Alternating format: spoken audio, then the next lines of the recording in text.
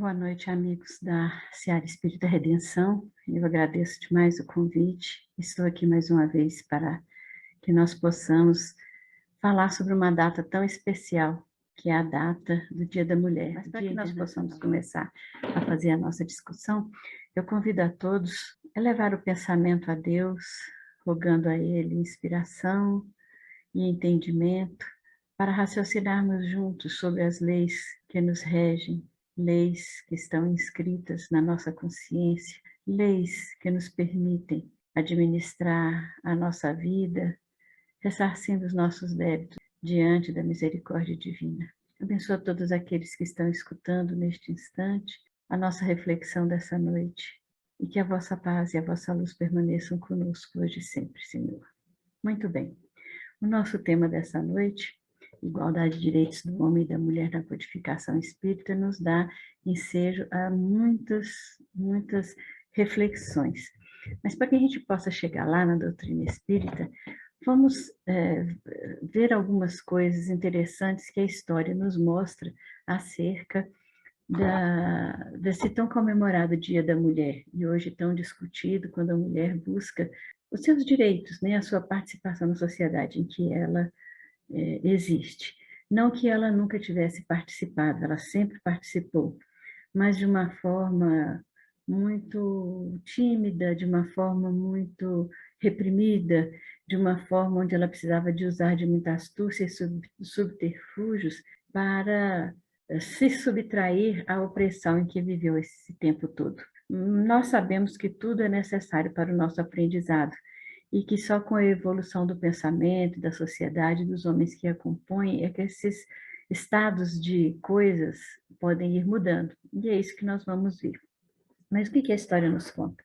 A história nos conta, então, que todos os anos repetida aquela história que o Dia Internacional da Mulher surgiu em homenagem àquelas operárias dos Estados Unidos de uma fábrica têxtil de Nova York que morreram carbonizadas dentro de uma fábrica onde elas trabalhavam e que foram vítimas desse incêndio, justamente incêndio intencional, porque elas reivindicavam direitos salariais, reivindicavam melhores condições de trabalho.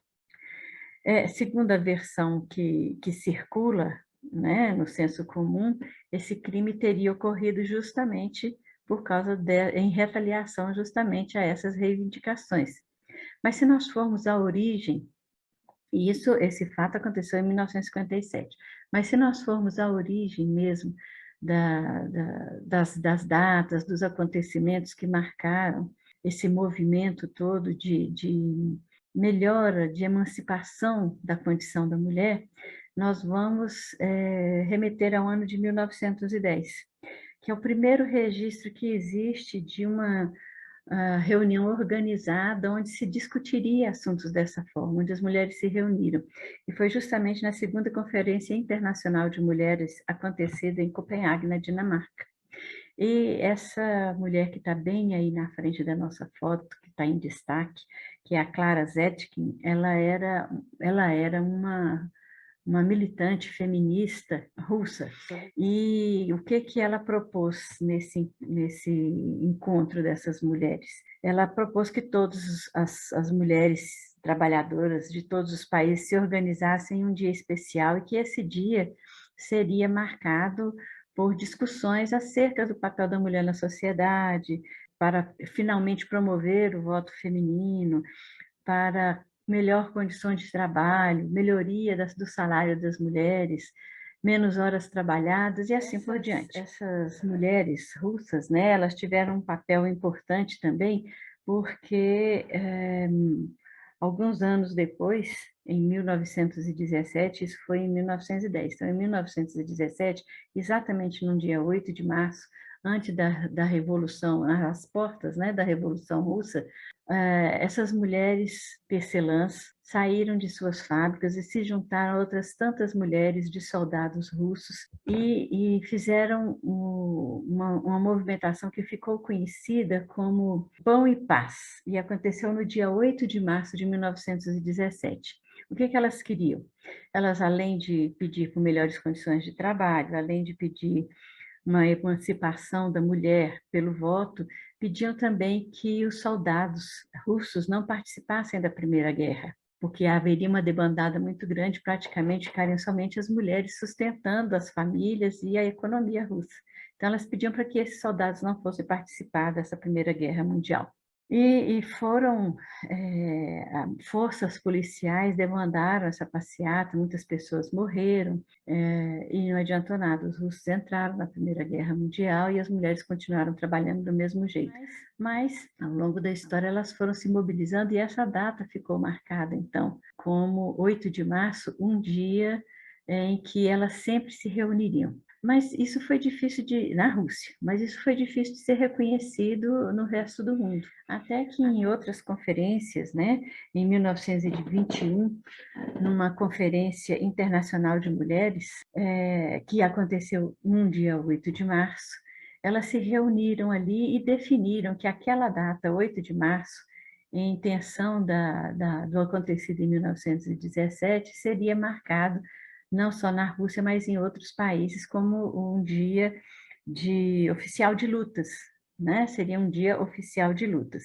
E como isso começou a se propagar muito pelo mundo, a ONU, 54 anos depois, em 1975, considerou que essa data seria marcada por debates, por apresentação de outros países das suas lutas, das suas reivindicações junto à Organização das Nações Unidas, e essa data ficou intitulada, então, de Ano Internacional da Mulher, para lembrar suas conquistas políticas e sociais. Isso aqui é o que a história nos conta. E dentro do Brasil, nós temos uma pioneira nesses trabalhos, chamada Dionísia Gonçalves Pinto, nascida no Rio Grande do Norte, lá na Potiguar, depois mudou-se com sua família para Olinda, no estado de Pernambuco, né, vizinha ali a Recife, e ali morou por muitos anos. Ela lançou um livro com o pseudônimo de Nísia Floresta Brasileira Augusta. Ela apresentou esse livro como uma tradução livre de um livro lançado em 1792 por uma feminista americana, Mistress Godwin. E o nome desse livro em português é Em Defesa dos Direitos da Mulher, em 1792. Então, a gente vê que a história vai voltando atrás aí, mostrando que muitas coisas já vinham sendo feitas. A mulher precisava se emancipar, principalmente através do voto. E por que que tantas coisas eram feitas assim? Qual era o objetivo dessa obra? Né? E de tantas outras ações que foram acontecendo? Era de mostrar que a mulher era uma criatura racional e que ela não deve ser excluída da participação dos direitos naturais da humanidade. Contrapondo-se assim a ideia de que a mulher deve ser linda, inocente e bela. Uma propriedade masculina, um artefato que embeleza a vida do homem, que cria seus filhos, cuida da casa e que, seguindo uma tradição de secular, de que a mulher não tinha alma. Puxa vida, se ela não tinha alma, ela não tinha direitos. Então, se ela não tinha direitos, ela precisava lutar por eles, precisava mostrar que estava participando daquela sociedade. Por isso, tantos movimentos. A mulher não tinha direito de sair sozinha, a mulher não tinha direito, ela não podia trabalhar fora de casa. Se por acaso ficasse viúva, ela teria que manter a sua família através ou do magistério, né? E ela lecionava em casa mesmo, ou ia na casa ser a preceptora de crianças ricas, ou então através de artes e trabalhos manuais. Era a forma, ou então se entregar à prostituição, que foi que acontecia muito, para poder sustentar suas famílias. Era uma vida muito difícil. Ainda é, mas já não chega mais, não tem nenhum traço do que já foi a vida da mulher ao longo da humanidade. Mas já que nós estamos aqui falando dos direitos da mulher e de uma data comemorativa tão importante, qual a influência que o Espiritismo deve ter sobre a condição da mulher? Porque, afinal de contas, o Espiritismo, nesse seu aspecto tríplice de ciência, filosofia e religião, tem que apresentar, tem que se engajar em todos os aspectos e em todas as facetas da sociedade. Ele deve ter, ou se não tiver, deve procurar, através do estudo, respostas para as dificuldades, porque as pessoas passam, né? Então, nós vamos voltar àquele tema lá, da alma da mulher, e vamos remeter a um artigo que Kardec colocou na Revista Espírita, em janeiro de 1866, onde ele começa o artigo exatamente fazendo essa pergunta: as mulheres têm alma? Por que isso? Porque esses movimentos todos, e olha que nós estamos antes dessa conferência de 1910 que aconteceu em Copenhague, mas a mulher já queria participar de alguma coisa. E a doutrina das luzes, o iluminismo, o renascimento, tudo isso fazia com que as pessoas pensassem mais acerca da situação da sociedade, dos componentes dessa sociedade. Então, Kardec escreve esse artigo e faz considerações muito interessantes sobre essa problemática de se considerar a mulher um ser irracional. Porque dizer que ela não tinha alma significava justamente dizer que ela não tinha inteligência, que ela era uma criatura adestrada para o serviço em que ela era treinada. E desde muito nova ela era treinada o quê? Para fazer as melhores refeições, para se embelezar, para cuidar de uma casa, para cuidar dos filhos daquele homem que iria cuidar dela. Ou se ela não se casasse, ela seria, então, a cuidadora da casa e dos pais na velhice. Ou, se não tivesse família, como já disse, ela, para sobreviver fora da prostituição, ela sim se oferecia àquelas que tinham tido alguma formação, alguma cultura, uma ilustração, se ofereciam para trabalhar ou como empregadas domésticas, ou como preceptoras de crianças ricas. E assim foi a vida da mulher ao longo do tempo.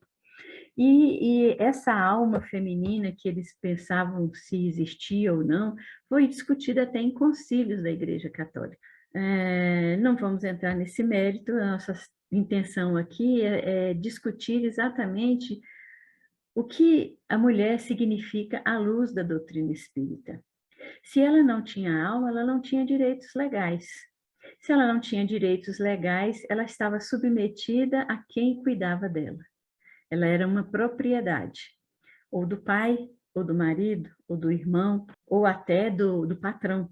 E essa condição que o Espiritismo veio colocar uma luz para enxergar a mulher de uma forma diferente e corroborar com as suas lutas.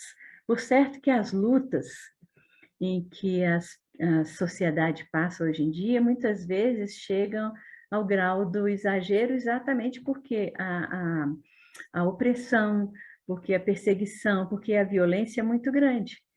Então, essas lutas muitas vezes chegam ao exagero, mas para que a gente chegue a um ponto comum, ela vai ao nível zero, do nível 0 ao nível 100, até chegar no meio, que é o ponto do equilíbrio, como um pêndulo do relógio, né?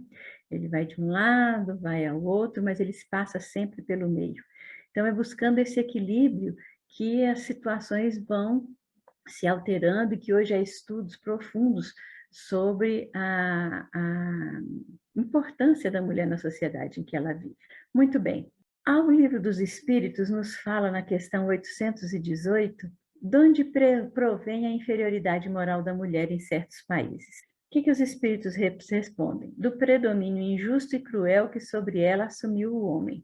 É resultado das instituições sociais e do abuso da força sobre a fraqueza. Entre homens moralmente pouco adiantados, a força faz o direito. O que nós vimos ao longo da história da humanidade?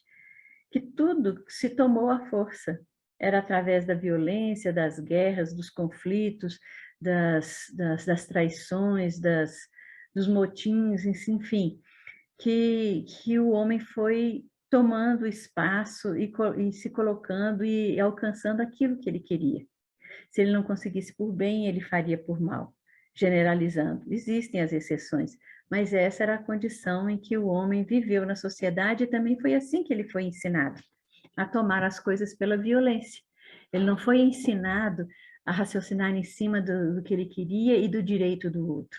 O que equivalia na sociedade? O direito pessoal. Eu tenho direito, eu faço o que eu quero, eu vou buscar o que eu quero e o que eu preciso. E se for preciso usar a força, eu vou usar. E assim, contudo, o que fazia parte e faz parte ainda da vivência em torno da alma masculina. Né? Então, a mulher, no meio disso tudo, por ser fisicamente mais fraca, por ser aquela que cuida das crianças, considerada fraca moralmente também, era considerada uma criatura sem condição racional suficiente para entender os mecanismos da sociedade, tanto que não participava nem de decisões familiares, salvo raríssimas exceções. No próprio Livro dos Espíritos, Kardec pergunta, então, são iguais perante Deus o homem e a mulher e têm os mesmos direitos? Olha a resposta interessante. Não outorgou Deus a ambos a inteligência do bem e do mal e a faculdade de progredir? Ora, se Deus outorgou a ambos a inteligência, e nós vamos aos conceitos básicos do Espiritismo. Nós sabemos que nós somos espírito eternos. Nós vamos e voltamos, nós vamos para a espiritualidade, voltamos ao palco da Terra para aprendizado. E ao deixarmos aqui o nosso corpo, no retorno à pátria espiritual, nós voltamos a ser espírito. E qual é o principal atributo do espírito? A inteligência. E essa inteligência, o que faz essa inteligência em nossas vidas? Ela nos faculta a condição de seres pensantes. Seres pensantes raciocinam, refletem. Então, a mulher tem uma alma. Então, a mulher não é um ser irracional. Então, a mulher tem os mesmos direitos do homem. Olha aí a doutrina espírita já colocando uma luz sobre o entendimento das pessoas. Então, a diferença da fragilidade da mulher em relação ao homem tem uma razão de ser. Na questão 819, Kardec pergunta, com que fim, então, mais fraca fisicamente do que o homem é a mulher? Para lhe determinar funções especiais. Ao homem, por ser o mais forte, os trabalhos rudes. A mulher, os trabalhos leves. A ambos o dever de se ajudarem mutuamente a suportar as provas de uma vida cheia de amargor. E esse conceito de rude e leve, trabalho pesado e trabalho leve, precisa ser muito revisto por todos nós. Existe o conceito do dicionário que o pesado é aquele que exige força física, trabalho braçal, e que o leve é exatamente assim que está no dicionário, o trabalho leve é aquele que é destinado às mulheres e às crianças. Mas por quê? Olha, se a gente colocar na mão de um anatomista, de um legista, dois esqueletos, de um homem e de uma mulher, ele sabe fazer a diferença só de olhar. Ele não precisa pesquisar DNA, não precisa pesquisar nada. Só de observar os ossos do crânio e os ossos da bacia, ele vai saber. A mulher tem um crânio mais arredondado, sem protuberâncias e a testa reta, a fronte reta. O homem tem o cérebro mais cheio de protuberâncias e a testa afundada. E a bacia da mulher ela é mais larga e tem um fundo pélvico maior para a passagem do bebê. O do homem é mais estreito, porque ele não precisa guardar dentro do ventre uma outra criatura. Basta olhar para isso daí, já há uma diferença nas funções daqueles corpos diferentes. E aí a gente vê aqui na resposta, para lhe determinar funções especiais. A função do homem não é melhor e nem mais importante que a função da mulher. Cada um tem a sua função na vida material, na vida encarnada.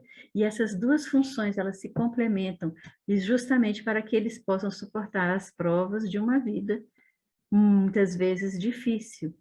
Eles devem ser solidários e companheiros, seja como marido e mulher, seja como irmãos, seja como amigos, enfim, eles estão ali para um completar o que aquele outro não tem.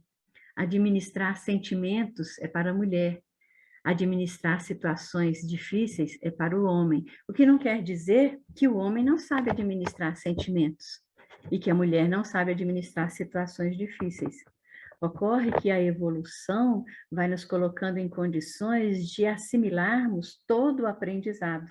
Vamos à próxima pergunta do Livro dos Espíritos, 820. A fraqueza física da mulher não a coloca naturalmente numa situação de dependência do homem?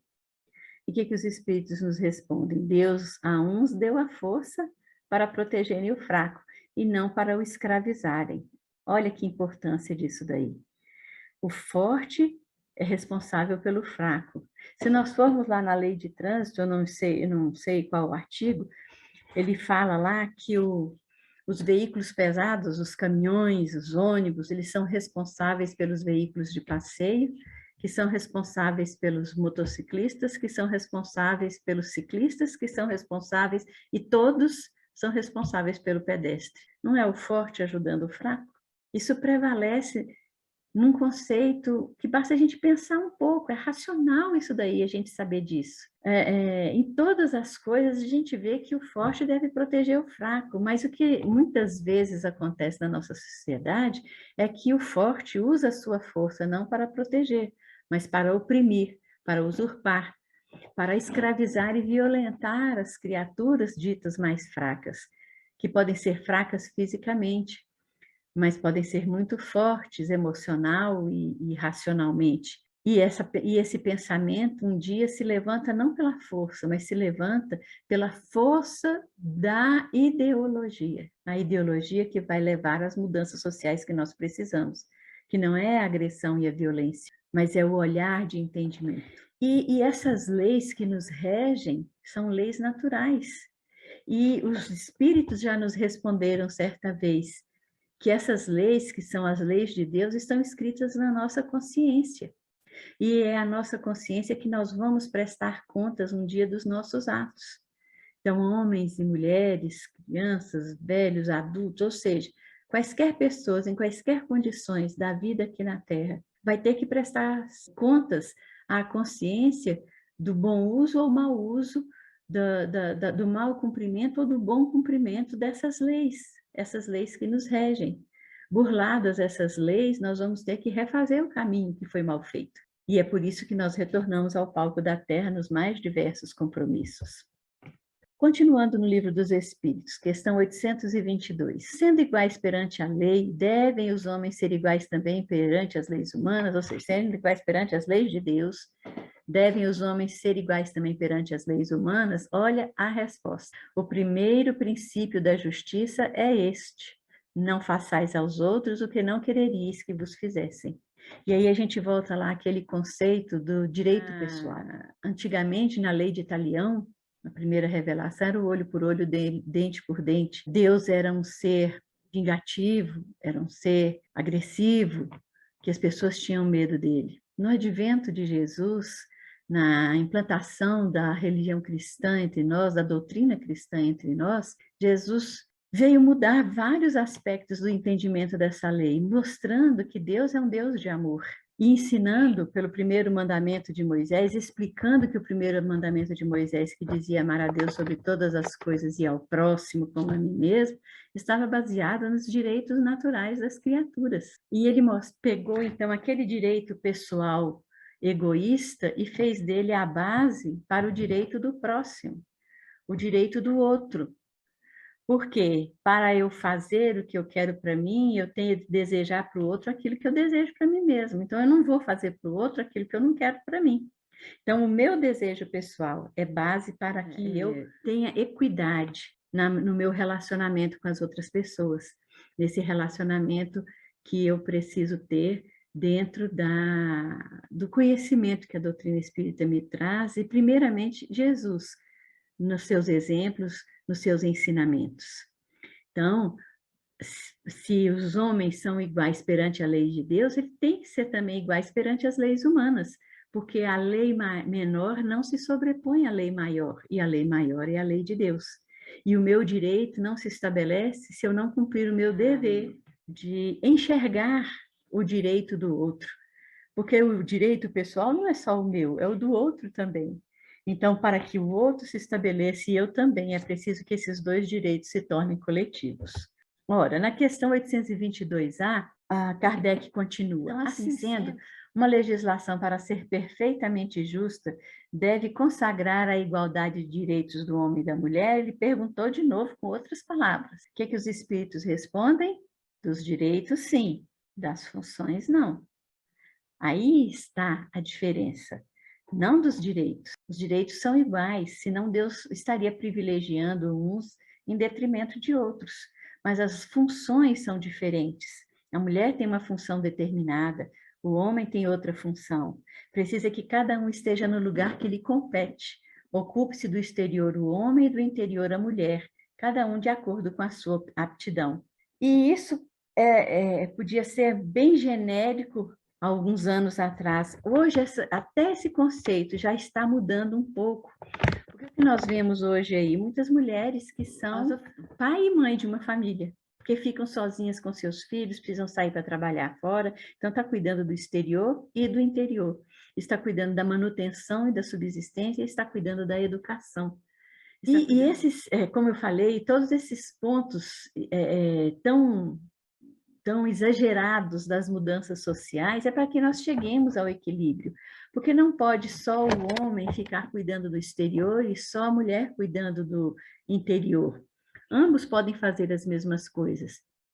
Famílias equilibradas hoje, o homem trabalha, a mulher trabalha fora de casa, durante a pandemia aprendeu-se a trabalhar dentro de casa e ambos são responsáveis pela educação dos seus filhos. Hoje o pai não é mais aquela criatura que você se aproxima com medo, só pede a bênção, não olha nem nos olhos, não abraça. A mãe não é a distribuidora única de carinho, de afeto, de exemplo, de ensinamento. O homem também participa disso, porque isso também é um processo evolutivo da alma masculina, tanto quanto a alma feminina está em processo de evolução. A lei humana, para ser equitativa, deve consagrar a igualdade dos direitos do homem e da mulher. Todo privilégio a um ou a outro concedido é contrário à justiça. Não foi isso que nós dissemos anteriormente? A emancipação da mulher acompanha o progresso da civilização. Sua escravização marcha de par com a barbárie. E nós já não estamos mais nessa fase de barbárie, não somos mais criaturas primitivas. Nós estamos, sim, vivendo num planeta de expiações e provas, que já está no limiar de uma regeneração. Mas ainda é um planeta de provas e expiações. Mas a civilização já adiantou. A barbárie não pode mais existir entre nós. Não é porque um homem fica contrariado, porque uma mulher manifestou personalidade ou manifestou um gosto diferente, que ele vai atacar aquela mulher, que vai bater nela, porque é mais forte do que ela. Aí nós voltamos lá na questão 820. Né? Que a ignorância moral nesse ponto é que faz com que o homem haja dessa forma. Os sexos, além disso, só existem na organização física, visto que os espíritos podem encarnar num e no outro. Sob esse aspecto, nenhuma diferença há entre eles, devem, por conseguinte, gozar dos mesmos direitos. Os espíritos foram criados simples e ignorantes, ponto. Não é isso que está lá no Livro dos Espíritos? No Livro dos Espíritos não diz que Deus criou o homem e a mulher espiritual. O espírito encarna aqui na Terra, na condição de homem ou de mulher, ou nas fases transitórias dessas que acontecem hoje em dia na nossa sociedade, mas tudo isso é uma forma de aprendizado, porque o espírito não tem sexo. Olha aqui o que nos diz a questão 202. Quando errante, o que prefere o espírito? Encarnar no corpo de um homem ou de uma mulher? Olha a resposta dos espíritos. Isso pouco lhe importa. O que o guia na escolha são as provas por que haja de passar. E aí nós vamos ampliar nosso entendimento para várias outras situações aqui na Terra, das diferenças que nós vemos acontecer e da opressão que essas diferenças vivem, não só a mulher, mas todas as gradações entre os extremos do homem e da mulher. E olha o que Kardec diz: os espíritos encarnam como homens ou como mulheres, porque não têm sexo. Visto que eles cumprem progredir em tudo, cada sexo, como cada posição social, lhes proporciona deveres especiais, e com isso ensejo de ganharem experiência. Aquele que só como homem encarnasse, só saberia o que sabem os homens. Então, para que nós cheguemos à perfeição, é preciso que nós passemos por todas as fases do aprendizado. É preciso que nós conheçamos tudo aquilo que nós precisamos conhecer. E se há situações heterogêneas acontecendo, de várias gradações do gênero dos espíritos que encarnam aqui, também são provações difíceis porque aquele espírito está passando. É porque transgrediu e burlou leis e precisa aprender na pele diferente de uma condição espiritual que ele agregou durante muitas encarnações e renascer daquela forma, um espírito que foi muitas vezes mulher e que encarna como homem, um espírito que foi muitas vezes homem que encarna como mulher, retirando daí as deturpações sociais, dos exageros e do desequilíbrio humano. Essa condição é natural, necessária, mas também traz muito sofrimento, assim como encarnar como mulher, como criança, ou ser velho, idoso, tudo são condições que às vezes trazem muito sofrimento, mas tudo são fonte de aprendizado. Uma palestra do Raul Teixeira, muito interessante, que assisti algum tempo atrás, já é uma palestra antiga dele, e que ele chega a falar emocionado, não é? Que a condição de gênero existe no corpo físico. Quando nós deixamos o corpo físico aqui, nós retornamos à espiritualidade na nossa condição de espíritos eternos e vamos fazer a avaliação do aproveitamento que foi feito da nossa condição aqui na vida. Por isso devemos respeitar todas as condições em que os espíritos renascem aqui na Terra e enxergando a criatura humana como um espírito, ver nela um ser como nós, carregando as suas misérias e as suas alegrias, vivendo as suas provações. Mas voltando aqui à nossa condição da mulher, vamos lembrar então das mensagens que Jesus deixou para nós dessa condição da mulher na sociedade. Ele traz a mulher para o centro das suas reflexões. Era uma época em que a mulher não sentava à mesa com o homem, ela só podia dirigir a palavra a alguém se o marido permitisse, ela não podia aprender a ler nem escrever, ela não podia participar de reuniões onde o homem estivesse. Eram condições que a mulher vivia, que Jesus foi retirando aos poucos. Na casa de Simão Pedro, todos se sentavam à mesa para comer. E ele foi criticado, inclusive, por Simão Pedro, quando ele convidou a mulher de Simão Pedro, a sogra dele e outras mulheres que estavam ali a se sentar à mesa e comer com eles. Porque só os homens podiam se sentar, comer, se fartar, e o que restasse, o que sobrasse, ficava para a mulher, que vinha limpar depois os restos que ficavam ali. Enquanto eles não se levantassem da mesa, ela não poderia sentar para comer, ela tinha que servir. Mas então, na presença de Jesus entre nós, ele trouxe essa mulher para o centro das reflexões do reino de Deus. Ele retomou o valor do ser humano, independente de sua sexualidade, porque ele sabia que ali estava um espírito eterno, na condição de homem ou de mulher, mas era um espírito eterno, e mostra que para Deus todos somos iguais, todos somos igualmente importantes. Jesus restaura então a dignidade da mulher, conduz essa mulher ao centro, assim como os excluídos, Jesus restaura a condição deles na terra, desarma os costumes que produzem morte ao invés de vida. Caberia a nós, cristãos, perguntarmos se em nossas comunidades agimos como Jesus ou se delegamos às mulheres o segundo plano de nossas ações. Lá naquela sequência de perguntas do Livro dos Espíritos, 821, 17, 18, 21, tem uma questão que pergunta sobre as funções da mulher, né? Se a função do homem ou da mulher, ou se a função da mulher é mais importante do que a do homem, ou se as funções são iguais em importância.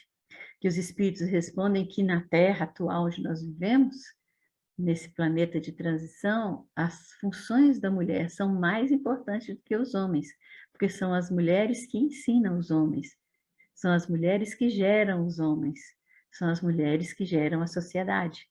E é preciso entender que isso, mesmo parecendo um trabalho leve, é um trabalho de suma responsabilidade, de grande importância, porque ali o que vai prevalecer não é a força física, o que vai prevalecer ali é a força moral, emocional, sentimental, espiritual que aquela criatura traz dentro de si. Na revista Espírita, Kardec fez aquele artigo A Mulher Tem Alma, em 1866. E em 1867, em junho, ele publicou um outro artigo dizendo que era a continuação desse artigo. E no final, no final das suas considerações, ele colocou ali uma mensagem que foi psicografada, aliás, não foi psicografada, foi uma mensagem psicofonada, e que foi anotada e colocada ali, gravada, né, e depois transcrita para concluir esse artigo de Kardec. E esse espírito diz o seguinte: pobres homens, se vos desseis conta que os espíritos não têm sexo, que o que hoje é homem pode ser mulher amanhã, que eles escolhem indiferentes, por vezes de preferência, o sexo feminino, deverias regozijar-vos em vez de vos afligirdes com a emancipação da mulher e admiti-la no banquete da inteligência, abrindo-lhe todas as grandes portas da ciência, porque ela tem concepções mais finas, mais suaves, contatos mais delicados que o do homem. O historiador, não me lembro o nome dele agora, disse que a mulher tem olhar de bacia e o homem tem olhar de luneta. O que significa isso? São esses contatos mais delicados, essas concepções mais finas, é uma sintonia mais fina. A mulher ficava na tribo, a mulher tribal que ele estava falando, a mulher ficava na tribo, enquanto eu estava aqui fazendo a comida, ele estava vendo o filho que estava brincando ali, estava vendo as coisas, tudo que aconteciam em volta dela. E enquanto ela estava ali fazendo a obrigação dela, ela dava conta de tudo que acontecia na aldeia. Já o homem se munia de suas armas e ia caçar. E ficava na espreita, né, ali aguardando que a caça passasse. E ficava olhando sempre para o mesmo ponto. Se acontecesse alguma coisa em volta dele, ele não via. E aí eu acho engraçado que hoje, né, acho que todo mundo já passou por isso, a gente está em casa e o marido da gente ou o filho da gente pergunta assim, onde é que está tal coisa assim, assim, assim? Está nesse armário aí na sua frente. Aí a pessoa abre e não vê, passa a vista, não olha com profundidade. Aí você tem que dizer, olha, está na segunda prateleira do lado direito, lá no fundinho aí, vai olha, e acha. Mas por quê? É esse senso mais fino, esse contato mais delicado que a mulher tem de organizar, de prever os espaços, de alcançar a realidade, é uma antena parabólica. E o homem, porque sempre foi caçador, mira, foca numa coisa só e vai em frente. Você já pensou, se a gente juntar essas duas visões, nós vamos ter, então, uma criatura privilegiada que enxerga em 360 graus, com foco, um objetivo, mas também percebendo com percepção exterior de todas as coisas que lhe acontecem ali. Não é isso a destinação e o crescimento de todos nós? E esse espírito conclui na sua mensagem que o homem destrua as barreiras que seu amor próprio opõe à oposição da mulher, e em breve vê-la-á tomar o seu voo com grande vantagem para a sociedade. A mulher, sabeio, tem a centelha divina absolutamente como vós, porque a mulher é vós, como vós sois a mulher. O que ele quer dizer com isso? Que o espírito não tem sexo. A mulher está em nós, assim como nós estamos na mulher, todos nós, cada um de nós traz esse germe que nos diferencia no corpo físico, um X ou um Y. Descartado o corpo físico, fica a bagagem do aprendizado dessa ou daquela situação. E para que a gente possa ilustrar através de uma leitura, eu sugiro a leitura muito interessante de um livro intitulado Eustáquio, 15 séculos de uma trajetória.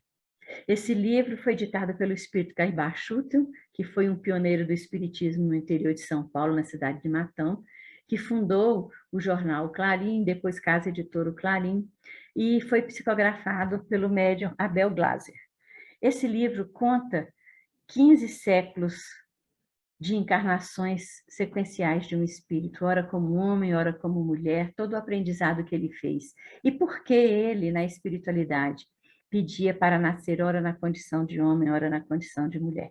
É um livro interessantíssimo que acrescenta muito conhecimento e entendimento da gente acerca dessa diferença que nós precisamos fazer de nós, que somos o espírito que habita esse corpo hoje, mas já habitamos vários outros corpos e ainda vamos habitar muitos outros, ora numa condição, ora na outra, e que nós precisamos aprender que a igualdade está presente em todos os momentos e que é essa igualdade que vai nos permitir evoluir numa ou noutra condição, se nós soubéssemos aproveitar a condição da inteligência humana para aproveitar na convivência com um espírito encarnado como um homem, o que ele tem para nos aprender, assim como ele pode nos ensinar muito, nós também podemos ensinar, mesmo não estando encarnados naquela condição, porque se juntarmos as nossas forças, nós seremos completos, não como um ser ambíguo, andrógeno, que não tem identidade, mas como um ser completo pelas próprias diferenças que habitam dentro de si mesmo. E aí nós vamos entender toda a justiça e misericórdia divinas agindo em nós. E se nós precisamos aprender tudo, nós precisamos reconhecer a necessidade dessa emancipação, desse respeito, para que se diminuam na nossa sociedade a violência que a gente vê acontecer hoje, de mortes, de feminicídios, de opressões, de situações, e respeitar as mulheres que, com toda a sua força e mesmo com aparente fraqueza, têm lutado diuturnamente para esse reconhecimento, não para ser melhor do que o homem ou para ficar no lugar dele, não, cada um com a sua função, mas com seus direitos iguais. Vamos nos preparar agora, então, ao finalizarmos essas nossas reflexões, para recebermos as energias do passe, para que as nossas águas sejam fluidificadas, para que possamos, enfim, nos colocarmos em sintonia com a espiritualidade que nos rege, que nos protege em nome de Deus, e que nos trouxe hoje aqui para esse entendimento, a fim de que saibamos no fundo dos nossos corações que a misericórdia divina está sempre presente em nossas vidas, que a justiça divina sempre age, não de formas nos punir nessa ou naquela condição, mas de nos conceder a oportunidade do aprendizado e do crescimento. Obrigada, Senhor, por termos conhecido esses princípios que transformam o nosso entendimento da vida, que nos ajudam a aceitar os reveses e as alegrias, que nos ajudam a ser firmes nos nossos propósitos. Abençoa os nossos lares. Derrama sobre cada um de nós, Senhor, as bênçãos de luz e de paz. Fluidifica as nossas águas.